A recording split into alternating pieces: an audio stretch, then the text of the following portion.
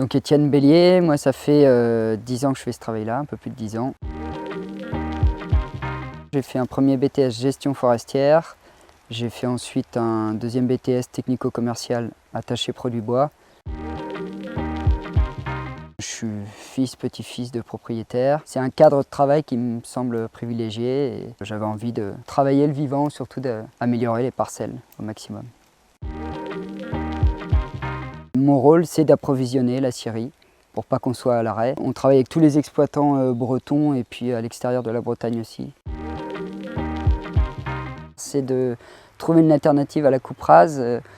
C'est pas possible dans tous les peuplements. Typiquement celui-ci, l'épicéa se régénère pas très bien, voire très difficilement. Et après un peuplement monospécifique tout planté en même temps, c'est pas facile de passer en irrégulier et encore plus difficile d'avoir de la régénération naturelle.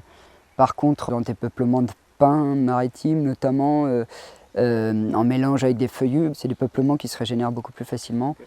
Et donc on va récolter que les pins à maturité, laisser tous ceux qui ne sont pas arrivés.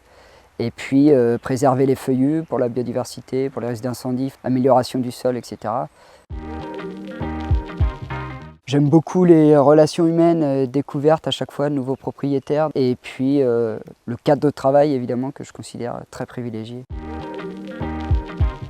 C'est quand j'arrive à amener des propriétaires vers l'éclaircie ou la préservation des feuillus intégrés dans les résineux. Pourquoi pas aussi de le tenter vers la régénération naturelle plutôt que de faire une coupe à blanc systématique.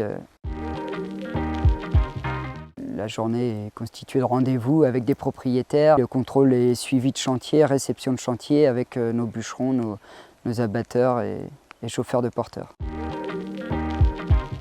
Une forêt qu'on laisse comme celle-ci sans aucune gestion, on voit qu'il y a des petits arbres qui ne poussent pas, on voit qu'il y a des arbres qui crèvent. Ceux qui crèvent, ils tombent au sol, ils libèrent du CO2, alors que ce CO2, on aurait pu le stocker peut-être un siècle ou deux si on l'avait mis en charpente. Dès qu'on fait une éclaircie dans des peuplements ou dès qu'on boise tout simplement après récolte, on a des jeunes arbres qui croient énormément et qui fixent beaucoup plus de carbone qu'une forêt à l'abandon. Actuellement, les demandes, que ce soit en palette ou bois de construction, sont très fortes. Il y a une forte pression.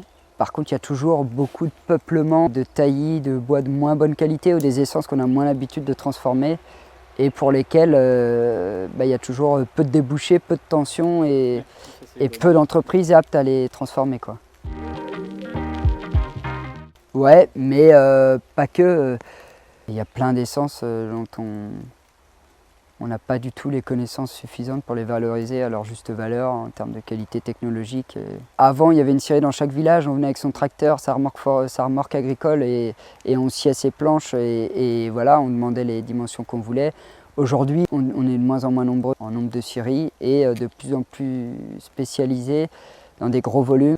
Il y a quelques entreprises, notamment qui font de la qualité charpente, qui valorisent ça très très bien. Mais c'est à la marge en termes de volume, de mobilisation de la matière et de ce que ça représente en chiffre d'affaires pour la filière forestière.